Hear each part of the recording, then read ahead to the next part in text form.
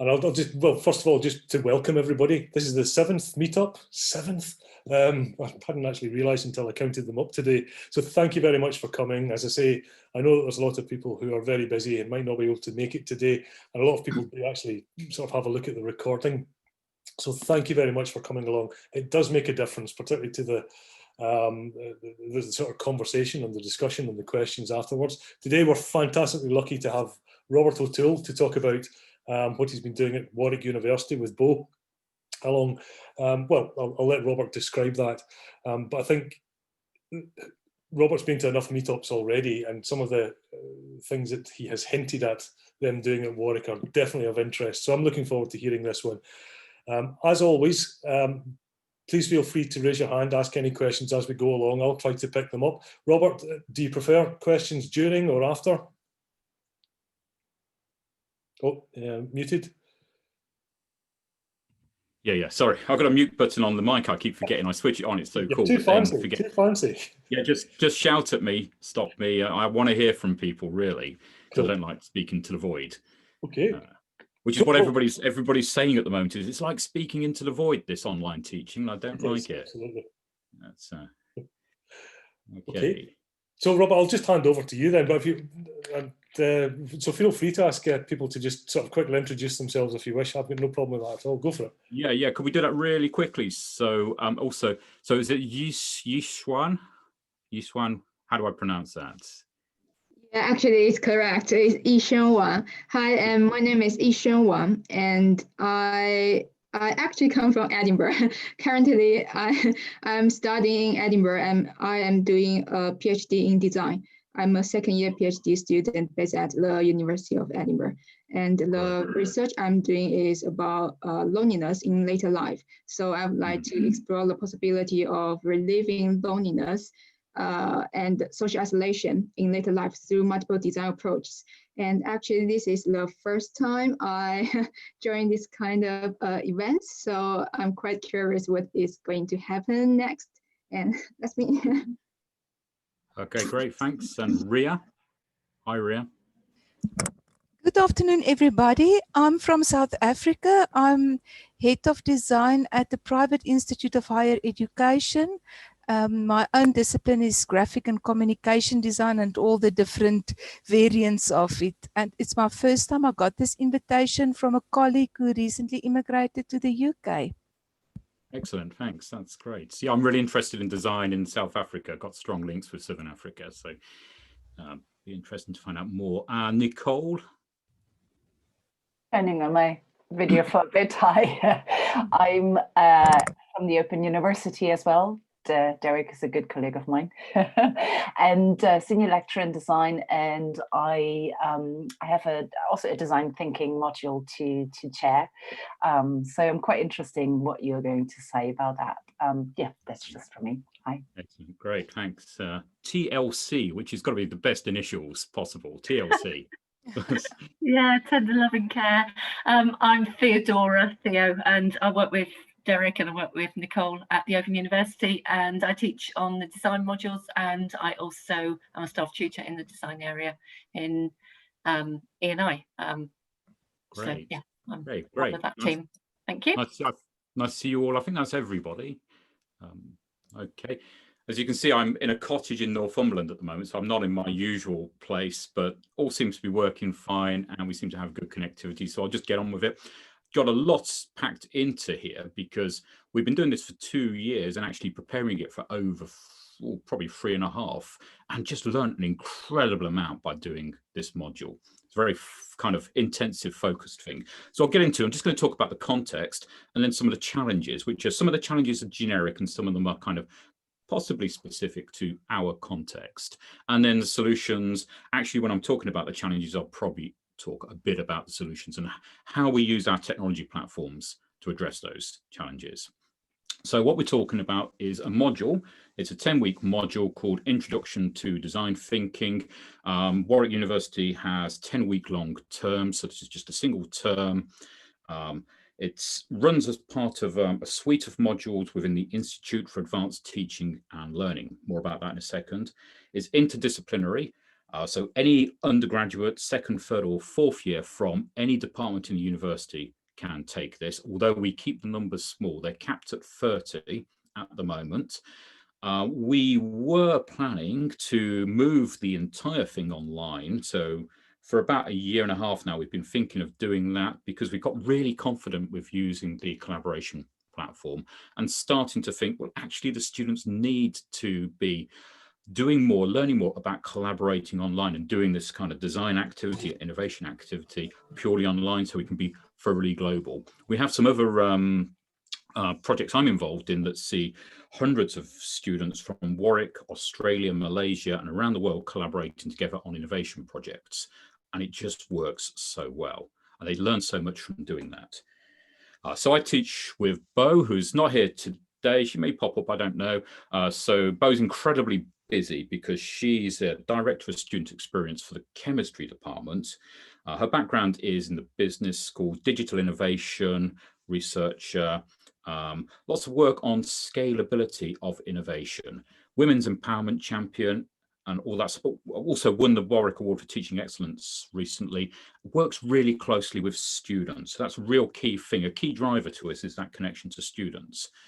That's me, the ugly guy on the left of the photo.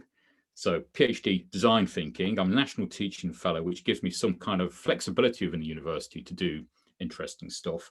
I work full-time as a senior academic technologist across the whole university, doing kind of at the interface of technology and learning design. I'm a design researcher, my background's philosophy, and I'm an innovation mentor. I don't get to do that very much anymore. And actually this module is my kind of key focus for that. But over many years, I've been working with Warwick students and others to help them support their innovative activities and their entrepreneurship. Many years ago, I set up, and I used it as the basis for my PhD research. I got a room, which is an incredibly luxurious thing to have at Warwick, which I packed full of iMacs, video cameras and all that stuff, and created a kind of innovation hub for students and staff in that room. And researched how they were using designerly approaches, designerly ways of thinking from their home disciplines in that room to adapt, to take technologies and do interesting things with them. And I'm standing there next to Catherine Allen, who's the founder, the CEO of Limina Immersive, a really successful VR, AR kind of experience company. And she's one of the students who came through that and now helps us with teaching the design thinking module. So we have that very close interface with successful Warwick graduates in business, the innovation world, which has been really important. That's actually a key motivator for us. So Warwick University, if you may know a little bit about it, it's very young. It's grown incredibly fast. It's a very departmental, discipline-centric department. So it's a Russell group, research intensive, and the departments are very strong. And disciplinary identity is really, really important. You can see the QS Global ranking there. We've got some very high-flying departments who may not always like people doing kind of interdisciplinary, innovative stuff that doesn't quite fit into their worldview. Another big issue there is the bottom right-hand corner is one of the buildings we use for teaching in, called the Oculus, because it looks like an eye, not because it's got anything to do with the VR company. It's the university's first purpose-designed, purpose-built teaching facility. Never had that before because the departments controlled all of the spaces. And any centrally managed stuff were just kind of fitting in around the research activities. So that's a really key innovation for the university. Teaching really matters these days, obviously, but perhaps not so in the past. And also it's an interdisciplinary space where all disciplines are taught. So we get to mix with and meet with lots of different people, which is fantastic. The module sits within the Institute for Advanced Teaching and Learning, which has just, after about 10 years, become a full department now. So we now have an interdisciplinary teaching department as research as well. Runs things like the Reinvention Journal for Undergraduate Research, the International Conference for Undergraduate Research, and lots of research innovation pedagogy projects like open space learning.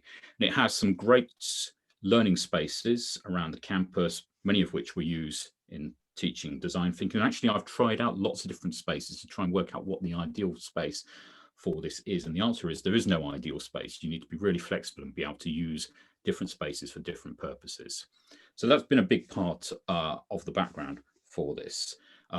Here's just an idea of the extent of the suite of modules. They don't quite kind of fit together. There's themes and commonality amongst them.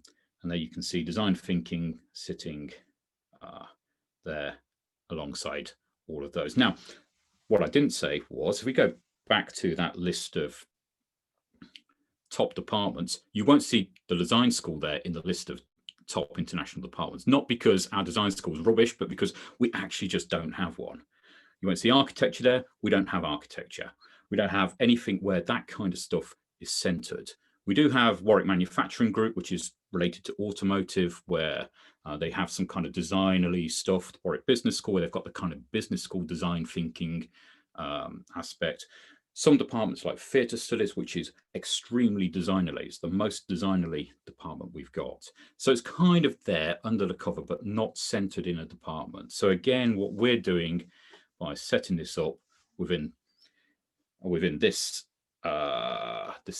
context is actually quite radical, quite new, and a lot of hard work to try to get our place in the world and make sense of what design thinking, designerliness, all this stuff means to the university.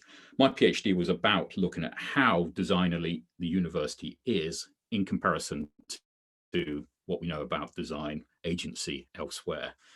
The answer is not really very designerly, not in a joined up way, needs to be more joined up. So what we think design thinking is, what is design thinking? Big blank white space, because we're really open-minded on that. We don't sort of charge in with strong definitions, but certainly one of the reasons, the drivers for us doing this is this whole thing about taking how designers work and the stuff, the research art, Brian Lawson, Nigel Cross and all that stuff about how designers work and how they've got these powerful, effective capabilities. We don't romanticize that. We don't kind of think that they, it's perfect, but those amazing capabilities, and we want to spread them out much more broadly across the whole population, more widely. So taking those capabilities, how designing happens, and taking it to beyond the studio to the outside world. Okay, making connections with the local community, the local and the global community as well. Okay, so we've got a fairly sort of loose definition of that, and we don't really get involved in the arguments over what that means, whether it's fits with professional designing or not.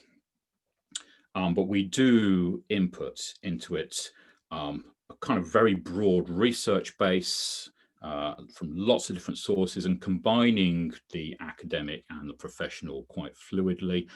It's only a 10-week course. It's an introduction. We don't overwhelm the students with this stuff, but we do have all of this in the background. So we have reading lists interlinked with, I think we use the Talis reading list system linked to library resources, but more importantly, as you'll see in a minute, we use Microsoft OneNote integrated with Microsoft Teams so that we can easily, fluidly, as we're teaching, we may come across, we may have a discussion with the students where we're thinking, oh, okay, so that paper, now we need to get it to them and show them what it is and get them interested in it and distribute it to them. So with OneNote, we can do that. We can take from our big pool of resources and instantly distribute it to the student notebooks. And that kind of, the students receive it in their own notebook and they've got their own copy to annotate, etc. And it's kind of like that very fluid process.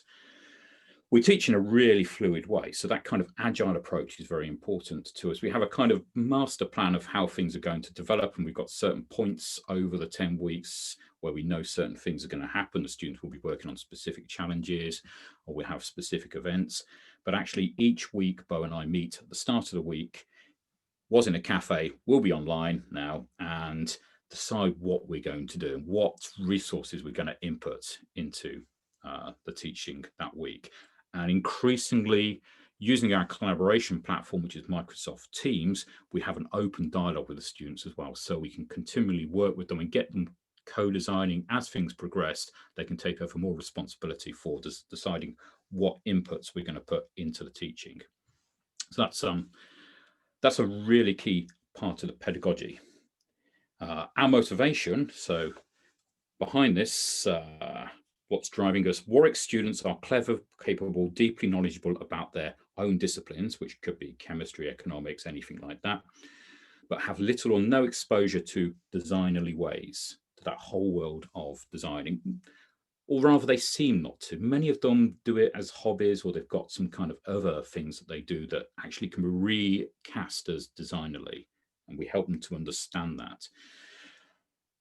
They do need this, that designly way, experience of that, the capability to be successful in their future careers and to maximize their contributions to solving the big challenges we face now and in the future. That's our agenda, that's our manifesto. Okay. And this is the diagram we show them right at the start and keep repeating. Modified this slightly now because we've changed things over time. Visualizing this to them, this model is really important because the module and what we're trying to, how we're trying to work and what we're trying to achieve is so different. Okay, so starting at the bottom left there, we've got the input, which is the students from any discipline with little or no experience of design and innovation. Okay, and we describe and constantly reinforce this in the dialogue that happens between us, the students, and amongst the students. We're developing what we call the Designerly Change Agent capability stack. So bottom line there, light blue, knowing. There's a whole load of knowledge that we input, not just from design research, but from cognitive science, behavioral science, all different kinds of fields. We're inputting knowledge, and increasingly, as they start to climb the capability stack and start to tackle challenges and to develop themselves in their own specific way, we want them to take control of developing their knowledge and finding knowledge, putting it all together. So in that kind of constructivist kind of way. A lot of participating in short, fast design challenges. And then as the whole 10 weeks progresses, they're getting bigger and bigger, harder, more complex design challenges, going up to facilitating where the students are designing and running the challenges themselves. So running the events, running workshops, etc., to tackle big design challenges, and doing that step up again in teams and managing the design process themselves, managing the teamwork, taking responsibility for that. And finally, this is more relevant for the finalists. So we have to differentiate between finalists and the younger students. So the finalists do an extra element, which is kind of researching the design process and thinking and being critical and creative about design thinking. In fact, in reality, they all do that. So we have this stack that they're building, and they're doing that through the middle section of the diagram here, workshops and lectures. And initially we had a 2-hour workshop and a 2-hour lecture, which just didn't work, totally disconnected. And in 2020, we merged that together into a single 3-hour session of lots of interactive sessions that were much more fluidly designed and responding to the needs of the students. As we go online, what we're going to try and do is reduce the synchronous contact time, where it's all kind of more the teacher controlled time, to 1 hour, and then have the other 2 hours much more flexible, so the students will be able to go off and do some group work in their team or come back and we'll do some other kinds of stuff. And it's going to be much more mixed, much more flexible, much more like working in the real world, where you might, in a design team, come together for a quick discussion, what we call a reflective jam, where you're talking about your inspirations and the challenges and sharing ideas, and then going off and working in a small group in a much more flexible way. So we have readings and videos that we've featured on. Field studies, that's been actually surprisingly successful. I was really, happy about how easy that was to do, going off to museums to look at how museums are designed, and the cafe anthropology thing, where we send them off to cafes. Almost the first thing they do, we send them off to a cafe in a pair, go and look at how the cafe works, go and look at how it's designed and how there's kind of emergent elements of it and how people adapt to it or adapt the design, etc., and then write a design study.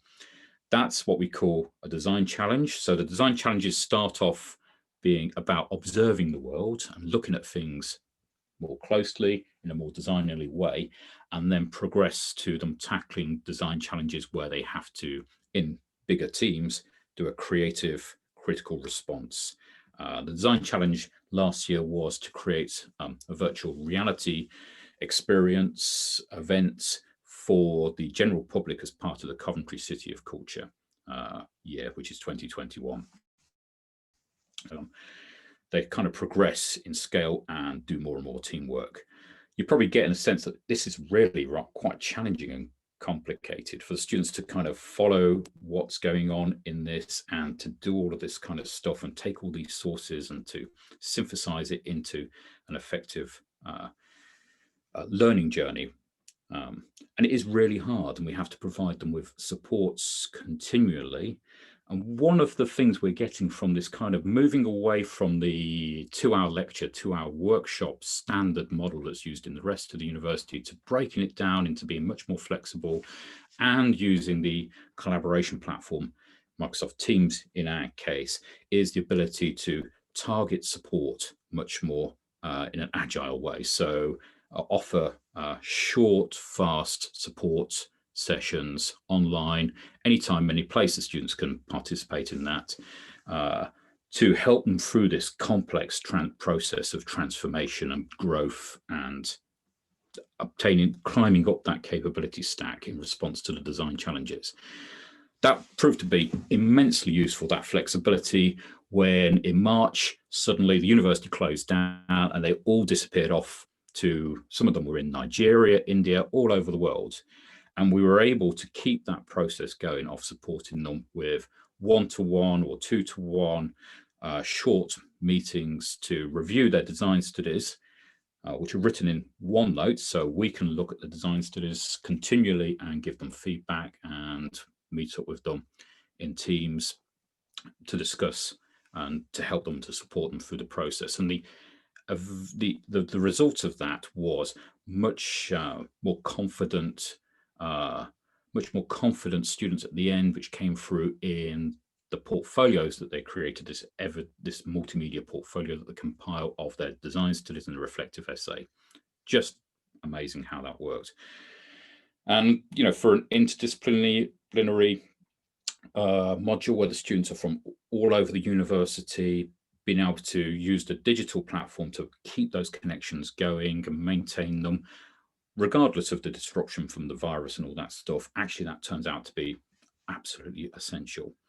End result, we want students to be these designerly global change agents. Okay, so they're going to go out and take the capability that they've built in that capability stack and change the world. And also carry on using technologies in the way in which we've established. Okay, anybody want to shout at me or before I move on, any questions? Just sort of giving you the context there. Robert, I actually asked the question for their multimedia portfolio, the evidence. Now, if you work with non-designers, what did they use to create their portfolio with? Yeah, and they really are almost entirely non-designers and have no experience of that. So the portfolio is built in Microsoft OneNote, which I'll show we have there's an integration with Teams as well as part of that. Which is very flexible. You can have video, audio, text, and also it's kind of a non-linear space on the page and infinitely expandable. And some of them really went, did some amazing design works and really fought and revised and constantly developed the structure of the way in which they were presenting that. That could kind of be a horrible mess. We do a lot of work on storytelling as part of the curriculum we're teaching. Storytelling is really essential, and visual storytelling. We use a book called Design is Storytelling by Ellen Lupton, which has got a lot of visual patterns that they can use. And we saw them taking those visual patterns, hero's journey and all kinds of stuff like that, and using them to represent their studies and the ideas that they were developing. Yeah, so that portfolio only captures what they've done. They were developing things in kind of physical event spaces.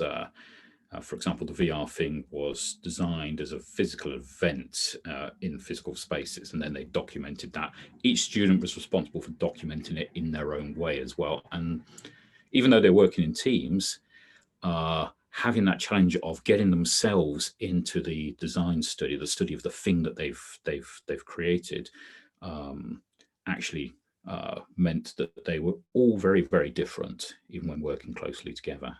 Does that answer your question? Yes, it does. Thank you. Also, this, yeah, I'll spoil the plot a bit and say we're using Padlet as well. Had looked at Miro, Mural, all of these tools. Some of the students actually just use wireframing tools and things like that, which they kind of discovered on their own. Briefly shown them in the, they discovered their own tools and started to use them. But yeah, we're using Padlet, and I'll get onto that in a minute because it's really interesting why we've chosen Padlet. Okay. So actually, Padlet, can I do this? Got a wall here. This is Padlet of the challenges that we face in doing this. Okay, and there's a lot of them. What I'm going to do is, can I just move that? Just, can you read that? Is that readable for you? Oh, yeah, copy the clipboard. We are still looking at the big page in the presentation, challenges. We have a few. Oh, I got the wrong thing. Oh, right. So it's showing the, if that's what you were trying to do. Do you want to stick a link in the text box? I am just about to do that. If I just text box. There we go, chat. Okay, so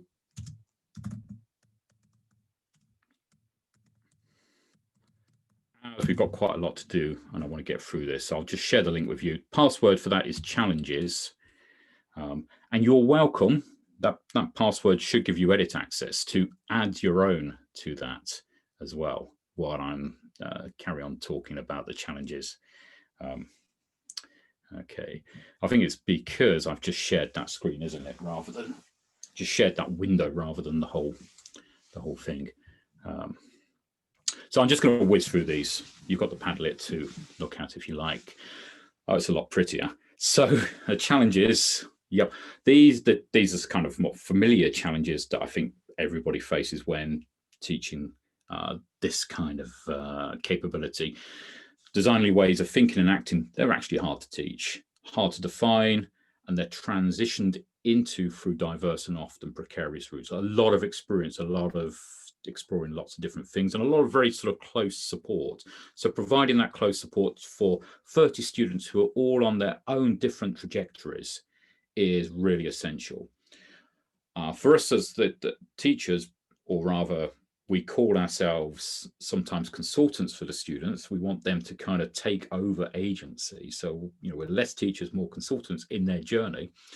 We want to be able to follow the students all the time in what they're doing now, which is one of the reasons we use OneNote. So they're developing their work, their ideas in OneNote, and there's a dialogue going on in Microsoft Teams, the collaboration platform, and we're able to get in there all the time and see what's going on and give them instant feedback to help them through that really difficult process.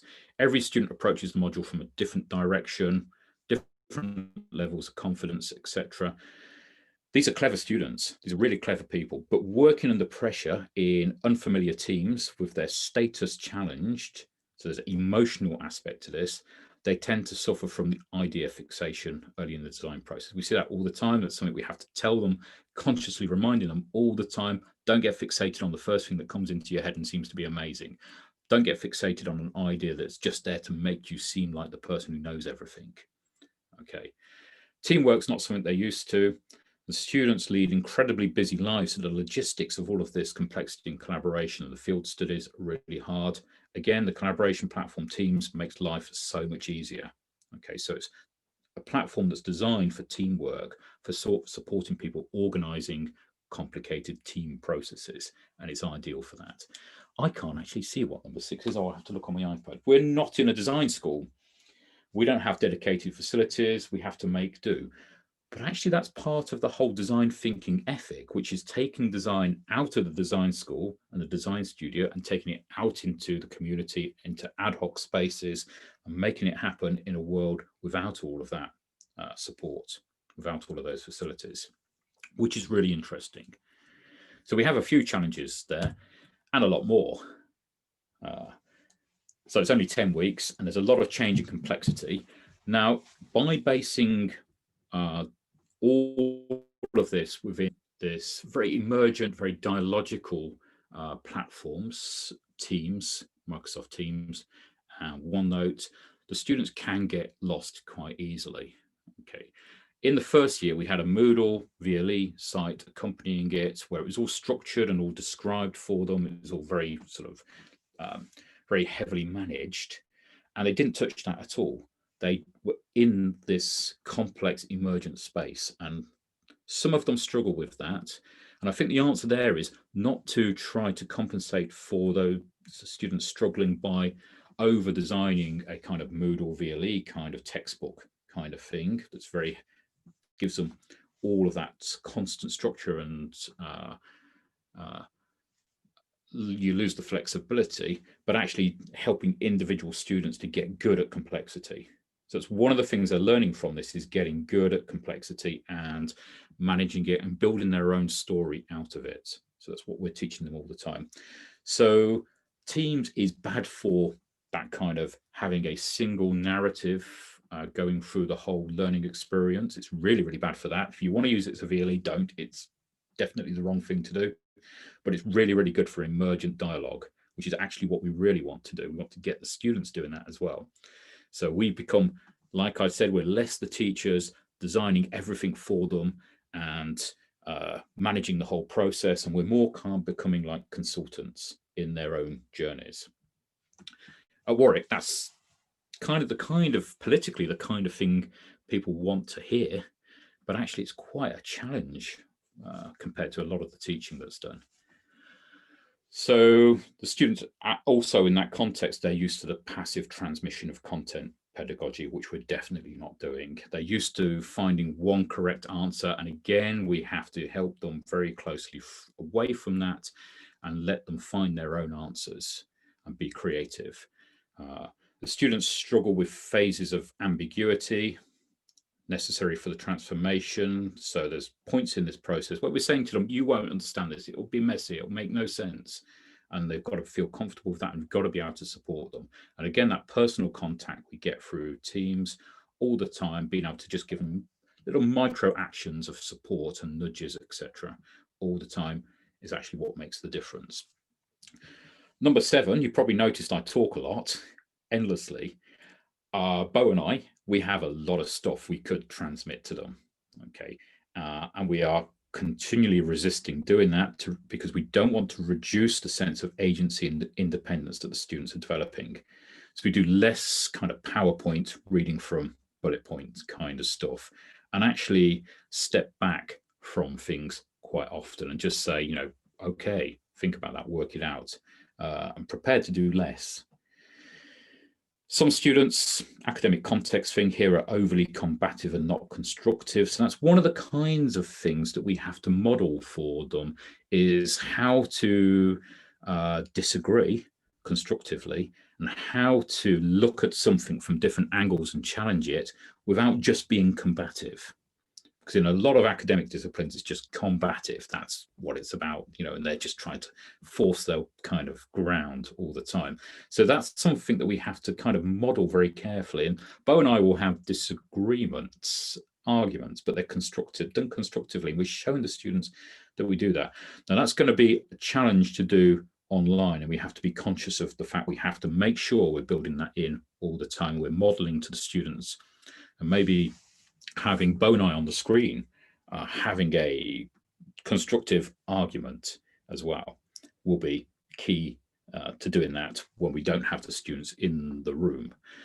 You have to kind of identify these key points, think about, so what we've done is reflected on how we teach in the relationship with the students and thought, yeah, that thing there, so that thing about modeling how we argue is actually a really, really key element that we can't lose and we need to preserve in the new way of teaching. And students may be risk averse as well. Okay. As they are, although less so for this module because it's quite a risk for them to take. We do, I should have said, tend to get mostly international students. We get some home students. The international students are much less risk averse and much more prepared to just try stuff out to soak up all the experience they can possibly get. That seems to be, that's something I've noticed in the past as well. But we get a really good international mix, which is really important to us because we want to think globally as well. Okay, so before I just whiz through some of the solutions and platforms and things we've used, a lot of challenges. Anybody notice anything that I've missed, or they just want to say, yeah, we understand? No, I think so. Maybe we can come to when we maybe talk a bit more, or have a bit more discussion about it. It'd be interesting to see how you're going to respond to those challenges. I mean, you've already, for example, had a look at how you might deal with that combative sort of elements. Yeah. It's how do you take those challenges into an online or a distance sort of mode or space would be quite interesting. We can maybe have a chat about that afterwards though, if that's easier. Yeah. So, I mean, I think the key point there is it has to be based on a reflection, a sort of careful reflection, and do team teach. So we team teach. We're in the room all the time, team teaching. So we can observe each other and pick out what are the things that really matter. And then think carefully about, okay, shift that to a new medium. How's that going to work? And we've got, this is why this learning design and moving to a different set of platforms, a different medium going online is a designerly process in itself. So it can only work if you are reflecting closely upon observing and reflecting closely upon how things work and picking it apart and looking, okay, that bit there's really important. Identifying those key parts and then thinking about how we're going to take all of those key things and make it work online. Okay. And then of course it's nothing's going to be perfect. So we know that we're going to, over time, some of these things we won't do very well, and that's what I'm particularly worried about. So looking for solutions and finding tools and platforms, a small set of tools and platforms that are going to be good enough for us to address those challenges. So that kind of, it's a designerly process you'd be familiar with as kind of designers and from the literature on how designing works. Yeah. What have I got next on here? Okay, so I was on to the second part here. So some solutions, how they will work 100% online, maybe. So again, this is going to go through lots of iterations and we're just trying stuff out. And we work closely with the students. If you haven't seen it already, that's our collaboration platform, Microsoft Teams. There's a lot of people who kind of think of Teams as a video conferencing tool like Zoom. It's not a tool, it's a completely different thing. It's about teamwork. That's why it's called Teams. And you can see there we've got IL029, the one that's opened up their introduction to design thinking. That's the main team for the whole module. And above that, we've got separate teams for the project groups.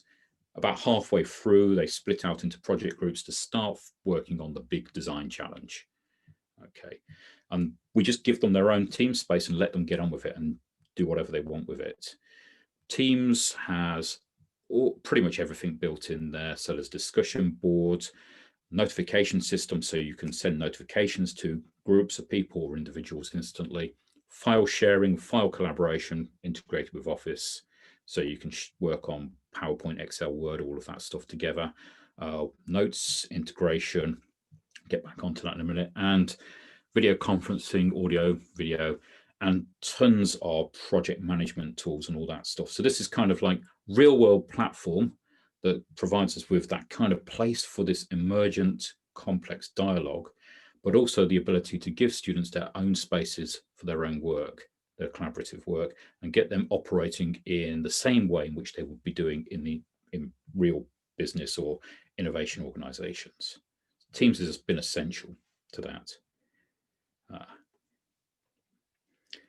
I'll skip over that bit. And so integrated with Teams, we've got Microsoft OneNote. So there's an integration that allows you to create a OneNote notebook that's a shared notebook with areas for each individual student. So it's like sub notebooks. And you can see on the left there, we've got the main notebook with its collaboration space, stuff we can all work on, content library, which is our big repository. And then each student has their own kind of sub notebook as part of that. And the teachers are able to go in and have a look at the work they're doing straight away. And over on the right-hand side of this particular page, which is a cafe anthropology study, you can see the notes that I've put on there and given them feedback, and their students develop their study over time. They can be really elaborate, these design studies, and some of the students just spent forever designing them. Not necessarily the best ways, the best ones. Some of the best ones were really simple and straightforward and really insightful. You can see this student's notebook, the design studies listed then, reflective journal as well. And one of the things we used to help them through this really complicated process of becoming good at telling the individual design studies stories and their overarching reflective essay story, which is about their whole experience, was Design is Storytelling by Ellen Lupton, which has been a really great book to use. So we can use this platform to send, for example, material from the content library into the notebooks of each individual student, groups of students, or the whole class instantly. While we're doing something together, we can say, oh, okay, what you really need is this article now, and get it to them instantly, and they've got their own copy and they can annotate. And then we can go in and have a look at what they're doing with it in a very kind of, so it's that kind of open notebook kind of thing you might get in a design studio kind of environment where the students are working on stuff and you can just drop by and look at them and see what they're doing, and use Teams to video conference with them. Well, that's the big repository of stuff that we've got. So we've built up a huge repository that we can just deploy as needed for the students. We do kind of mini lecture bits, no more than 15 minutes. We use the Vivox personal response system for that, for polling and crowdsourcing responses and voting. That's Bo. She's got our course mascot, which is a platypus, and they were naming the mascot and voting on the name of the platypus. That kind of interactivity in the lectures, absolutely essential. Now, this is going to be another thing that's going to be different for us to do when we're online. So this year, we did a load of stuff with VR. I had like, what was it, 20 VR headsets of various kinds that we could use, and the students could design ideas around that. And there's a lot of playing that goes on in the big open space where we were working. And that ability to just spend time playing with stuff is essential. As we do that online, we'll be playing with different things. It's going to be different. The students may be distributed all over the world as well. Yeah, we ran a big conference. Another thing we get from using Teams is the flexibility to bring people in from the outside. Work closely with Catherine's Limina Immersive, and we ran a whole one-day conference with them this year, 3 hours of which were students' actual workshop time. But we've also used the flexibility to bring people in from outside into video conference sessions just for doing a short bit of interaction with the students. So we're breaking down that barrier using the platform, which is absolutely essential. Now I think that people are more used to video conferencing and working in collaboration platforms. Actually, that's going to be a lot easier to do, as to break down the barrier. Almost finished. Oh, Padlet does a lot more than you'd expect. So that's some work. I haven't used this yet with the students, but that's a learning design developed with members of staff, and you can see how it's kind of like a designerly tool, but there's lots of different layouts you can use for Padlet as well. It's not as perfect in terms of technically perfect as Miro or Mural, but it looks good and it's fun and it's easy to share and collaborate with. So it's easy to share with people from outside the university. They can get into it, and you can do design thinking sprints with people, anybody, get them in there, and it's fun. Lots of different layouts that you can do it in as well, including kind of more brainstormy kind of things. And you can reorganize the Padlets between different formats too. So actually, I think Padlet is going to be the thing that makes all the difference this year. Even though it's kind of a bit kind of amateurish, it's good enough, and it's bright and it's visual, etc. Robert, does it integrate? There, right. There's one more thing I wanted to show, which is a challenge. We have as part of this, early on, we do a physical theatre workshop with the students, with the Highly Sprung Performance Co, where they do this kind of stuff. And it's absolutely brilliant. It's so effective at breaking down the barriers and getting them to take risks and stuff. But how we're going to do that in a purely online world, that's going to be the hard one. Oh, okay. Let me have a little drink. So that's, I mean, there's a lot more as well, but you know, it's been a really, really intense learning experience for us. So any burning questions coming up, or comments, or how does that relate to people's worlds? No, most definitely. I think, I mean, there's a lot of synergies there. I particularly like, I mean, I'm not going to ask a question specifically. I'll open it out to everyone else, but certainly just a couple of quick observations. I love this approach of competency. It's a very student-focused approach that you're taking, Robert. And that's necessarily almost like a constructionist or a constructivist approach, which I think you summed up. I've put a couple of your phrases together to almost kind of sum up the teaching model. The phrase good enough, I think, is actually quite important, that you're grabbing a tool and saying that's good enough, because the second half of what you're doing, the kind of emergent activities, the agility, the response to what students need, that's the bit that more than makes up for that good enough. I think a lot of people have tried to find the perfect online solutions and are then trying to step back and just assume that that will take care of it all, when in actual fact, most of the effort is actually in the teaching or in the learning. So I like that balance between the, here's something that's good enough, and even with that, Robert, you still tried a lot of stuff. You know, you really have. I know what you've been doing over the summer. Yeah. One of the questions you asked there is this fun? And if it's not fun, it may well not be a good idea. Yeah, absolutely. No, I'm a big believer in that one, most definitely. So that's just my sort of observation. But does anybody else have any other questions before I jump in and ask some questions? Feel free, or any observations. Anybody else want to? I don't really have a question, but I was just going to say that I picked up 5 I's that I want to associate with this, and I can just call them out for you. So it's iterative, interactive, innovative, inclusive, and intuitive. And that's what I'm picking up across it. So I'm really, really grateful to see it, because it's sort of my dream to see like really blended and just dynamic, you know, learning environments. And although I'm a student coming out of being a student, going into the world of, okay, now what?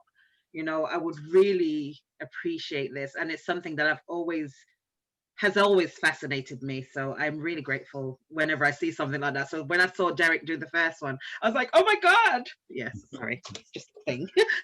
That's great. Thank you.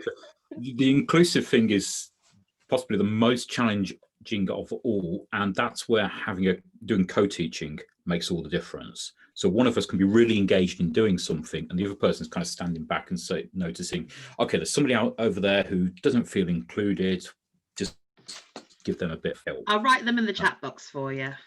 Yeah, that's great. Yeah, and we are worried a bit about inclusivity in terms of technologies. Again, that's a good reason for using Padlet and simple stuff as well. I absolutely agree. I'm actually a student representative at the moment, and I'm the Vice President for Equality, Diversity and Inclusion with the Association for the Open University. So I kind of get where you're coming from right now, and it's really hard. It's really hard to tick the box for every single person. So I think the more boxes you can tick and the more you can, invite everybody to participate, the more important it gets. So I think this would be really helpful. One of the best things that the students did when we did the field trip to the museum, we got them talking to ordinary local people, and it's Coventry, so it's an incredibly diverse place, and that was really important. We want to do more of that. The master's module is called Design Thinking for Social Impact, and that's a kind of global social impact and local social impact. That's going to be hopefully good. I'm just going to pick up on Yolanda's question in the text box there. It's about some of the things that are maybe harder to replicate, particularly the face-to-face stuff. So there was two that stood out for me. One is, as Yolanda noted, that the kind of cafe thing, which is such an instructive environment. There's something about a physical social setting like that. It's so rich in potential for learning. The question might be, what are you going to maybe replace that with or look at as an alternative? The second one, Robert, for me would be what, I just wondered whether or not you have set a design challenge as yet for the students for this coming year. I wondered if you could maybe touch on both of those sort of touches. Yeah. No, we haven't thought about it. Kind of more concerned about getting something that's going to be as good as the VR thing, because that was just amazing. One approach, now I think I might have heard this from the OU a long time ago, which is if the students are distributed all over the world and they're on their own, actually it can be good for them to find somebody else who's not doing the course and do the design challenge with them. So go out to the cafe and or maybe take a small group of people and see, get their observations and do that. In that case, they've got that facilitation level of the capability stack. So, we need to be very flexibly minded and empathize with the individual student in their own situation. But it could be really, really powerful if we do that and kind of get local activity going out there in the field. I think it might have been sociology at the OU who were a long time ago doing something like that and getting people to form little clusters in their own location.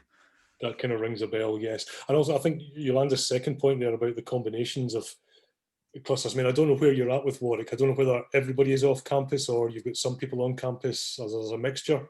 Are you? Yeah, mostly on campus. We're avoiding lectures, and it's mostly still operating small group teaching on campus. Okay. But we were thinking of doing it so that it could just work anywhere. That was our plan anyway. It'd be quite nice to scale this up so we can have an international dimension. Yes, I really wonder whether, and I keep saying this almost every meetup we have, I wonder whether we are missing a massive opportunity to be far more diverse and universal or global. Simply because we've got connections with so many different colleagues around the world, and whether or not there's one of those little things like that fun activity, that simple activity that lots of people in massively different contexts can do to bring a massively plural sort of set of views and ideas. Then it's hard enough to sometimes think about your own students.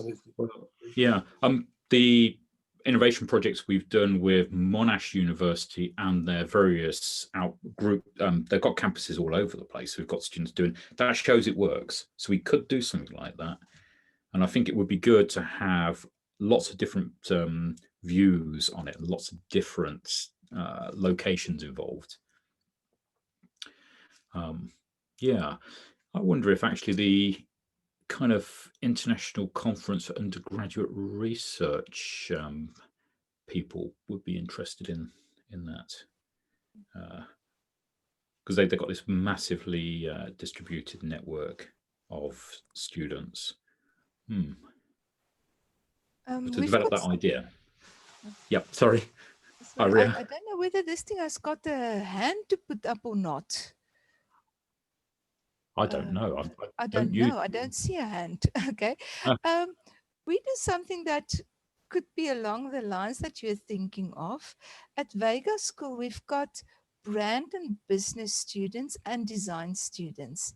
And at third year level, and we also bring some honors students in, they all do what we call a brand challenge. So it's more brand related.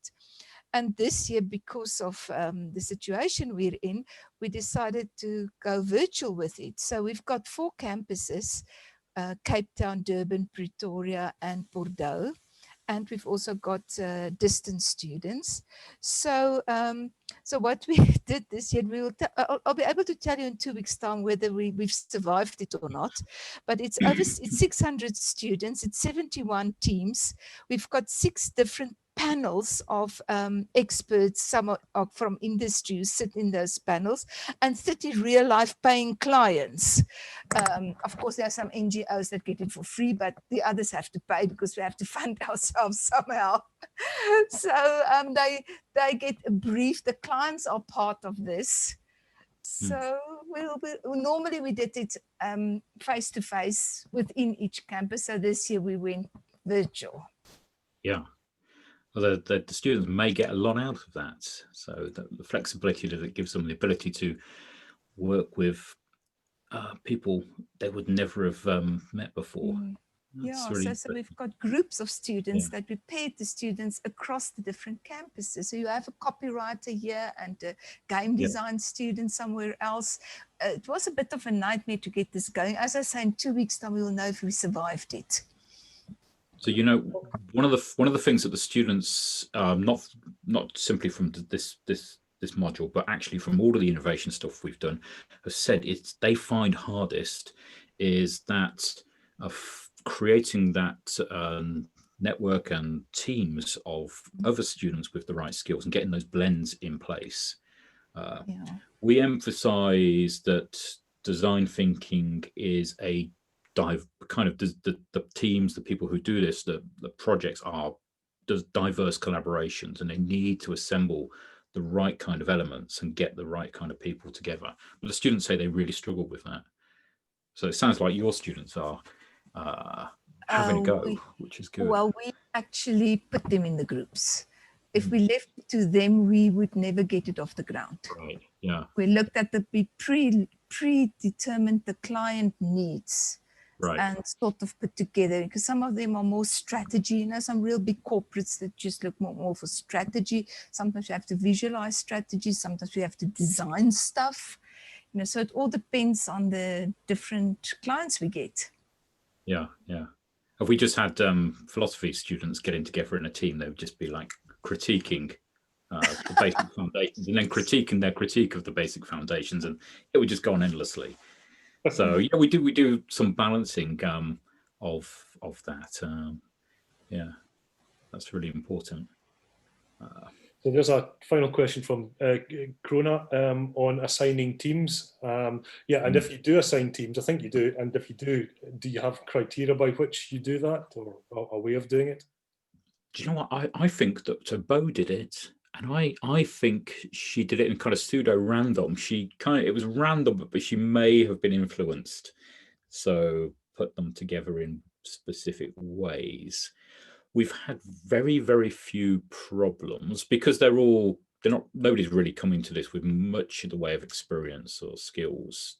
That they're learning so much. It's always going to be a good blend. We also encourage them. Another thing we do is encourage them not to feel that they're competing with other teams, but rather that we're one big team. So collaborating across the individual teams is really important, and sharing things, which seems strange to them because they've been sort of brought up in this hyper-competitive world. Just to get into Warwick University, you've got to be hyper-competitive. And then we're trying to stop. No, it's not about competition. In no way are we competing at all in the module with anybody. Yeah, it is that kind of horrible tension, particularly in design. It's in a university it's called cheating. In the real world, it's called collaboration. Yeah, it's a massive tension, and we suffer from it as well. I think that the competitiveness in particular, I mean, it will be interesting to see how that plays out online, that kind of subtlety and as you say, the relationships, because we tend to get that online as well. We dissipate it in different ways, actually. But it's tricky. Yeah. One thing we don't have in Teams, it's a kind of real wild collaboration platform. So there aren't any of the mechanisms that you get in some VLEs where you can control the amount of contribution. Or even reporting buttons and a few other things as well. Yeah, absolutely. Yeah. But and I think the students are good enough and on the whole mature. We've only really had one problem. We have, just one difficulty, and we got over that. It was okay. Yeah, I completely concur with that, Robert. I mean, we've had 10,000 students pass through our virtual studio over the last 10,000, and in that time, we've had exactly 2 massively controversial issues, and usually where just because a student hasn't backed down or because somebody has been particularly out of order, shall we say. Most of the rest of the time, the social mechanism, the kind of social, particularly because we're such a flat peer-to-peer network, most of the time that works. So yeah, we've only had 2. Bikini Gate was the famous one that we had, which I'll maybe tell everybody about at some point. Well, so I'm a big believer in that notion of letting a student, trusting a student group to police themselves in some ways. We many years ago, so my first experience of this was running our academic blogging platform. So we created a blogging platform through which any member of the university, any student, anybody could publish anything they wanted. There was really no censorship or anything like that. No control. There was a kind of misbehavior reporting mechanism. We just let them get on with it. It was on a university website, so Warwick blogs. AC UK, and over many years, I don't think we had any problems. I think we had one problem, which was with a computer science student who tried to hack the system. We gave him a job. I was going to say, you have to go 2 ways with that one, don't you? Yeah. One of 2 ways. I don't encourage that kind of thing by offering jobs to them, but absolutely not. Sure. And it was all goodwill stuff. People were, happy and friendly. Maybe they wouldn't be so now. Maybe people are a bit less, maybe that combative nature. So getting back to that, modeling disagreement is really important. Well, I think you're absolutely right. As I say, that's why it'll be so interesting, because it's also, no matter how fair-minded or open-minded you are, it's almost the structure and the forms of interaction, partly because of social media, partly even because of the way that news is reported these days. Mainstream media has responded so dynamically, I think, to social media. It's almost necessary to take extremes of position in order to generate cognitive arousal in some ways. So I wonder whether that we'll start to see that. We're starting to see a slight shift in the tone of some of our language, but again, we try to take a very sort of optimistic approach to things and try to direct students by example and a few other sort of mechanisms. So it will be interesting to see what your experience is online with that. Well, everybody's experience online. Yeah. I think the highly sprung thing helps there, because everybody joins in and everybody looks a bit ridiculous. Yeah, I completely sort of done this once and it was absolutely fantastic. It gets so much out of your system and allows a completely different dynamic to emerge. Completely agree. Yeah. And like the people, Mark and Sarah, who from Highly Sprung, who run that, they're just so good at it. Sometimes you just need people like that who are just amazingly good. Totally, absolutely. That was my recollection of it as well. The facilitator made you feel comfortable at doing the most incredible, incredible things. So sorry, that's Robert and I were referring to the picture there in the top left. That's the kind of the body movement or the acting sort of workshop thing that it's a nice icebreaker or alternative to ice breaking.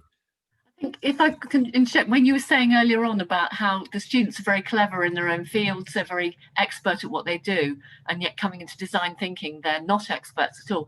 And I think we have that at the Open University, where you have the adult students who have been maybe managing directors of their companies or their engineers, and they find it really difficult to get into that playful mindset and let go and listen to other people's viewpoints because they're not used to having that particular role. So what you're saying with Highly Sprung, and I know Highly Sprung because I live down the road in Leamington, that breaks down totally the way that they behave, and they're physically in there doing it, so they can be silly, and then that translates, as you say, into the practice of design. So I think we will miss out on some of that by being in our little protected home environments communicating via online, because we then perhaps retain too much of that I'm an expert in this, and it's going to take more, I think, to let people loosen up or make people loosen up.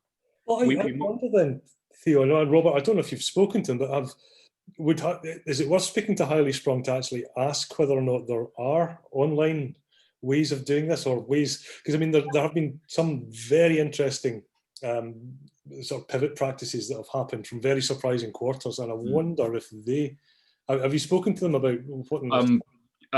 Not directly, but my wife, she's a school teacher. She also uses them, and they've been involved in some of the digital stuff they've done. So we know that they are doing digital kind of distributed activities, which I think will be brilliant. So we haven't started thinking about that yet. We kind of like just left it aside because we don't know.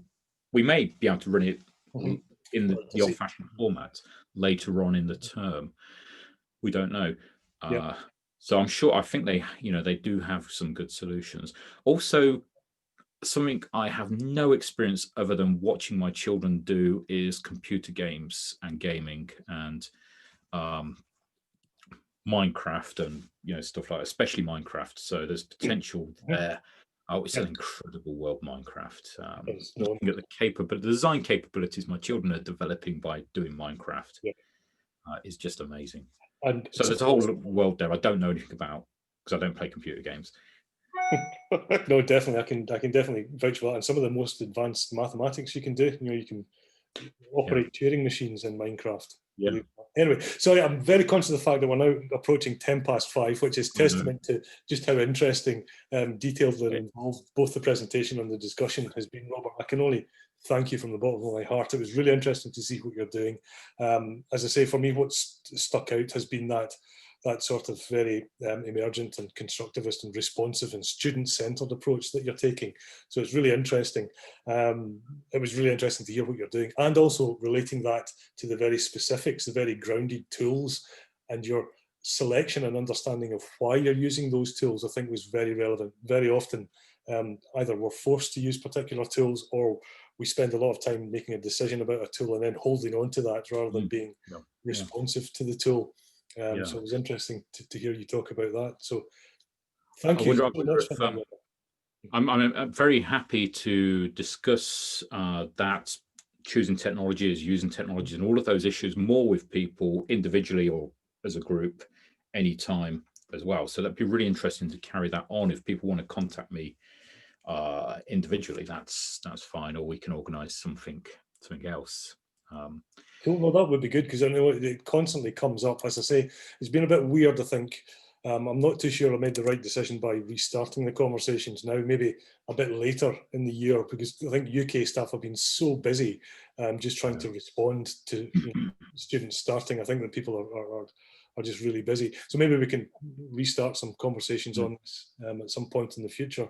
Yeah, and that idea of doing a kind of international collaborative design challenge with students, I think there's probably funding in that, I reckon. Oh, definitely. No, absolutely. I think that could be a really interesting one. Okay, well, thank you very much, Robert. Just a reminder to everybody, the next meetup is in 2 weeks' time. It'll be at 10 a.m. Greenwich Mean Time, or Central Standard Time, I believe it's called.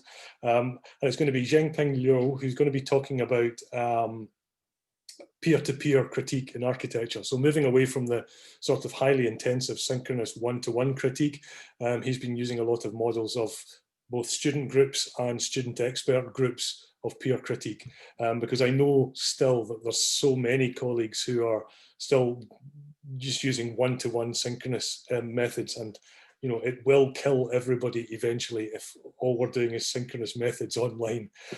So I think that could be a really interesting session. It's going to be more of a discussion about the sort of ideas behind it. So hope you can all make that one. And once again, Robert, thank you very much. That was a really good session today. Thank you. It's really interesting to hear what you're doing. I'd love to see you in 2 weeks. Yeah, Bye. absolutely. Okay, thank you everybody. I'll stop the recording there.